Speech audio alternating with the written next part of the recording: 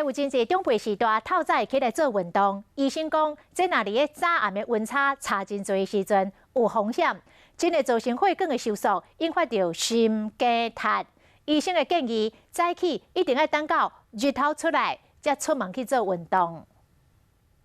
天未光就去运动啊！真侪老大人拢介意早困早起来锻炼身体，不过日夜温差大，安尼其实有风险。 它的血管也比较硬化，所以这种日夜温差大的状况的话，它的血压可能浮动就会大。那尤其在清晨的时候，是容易会有一个心肌梗塞、血管收缩。选择时间真重要，尤其是季节转换时，老大人有高血压、心血管疾病以及过敏的族群，拢要特别注意。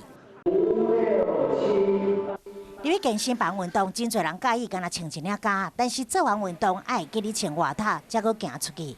有汗脱水的情况，这个时候血液是呈现浓缩的状态，比较容易有心血管疾病的发生，比如说我们的心肌梗塞，比如说我们的中风。医师提醒，南部的寒天空气污染严重，运动的时阵大量的换气甲速力扑鼻粒啊，这拢会对心血管系统带来真大的负担。会使改伫室内运动代替户外，安尼才袂互健身刷颠倒去影响到健康。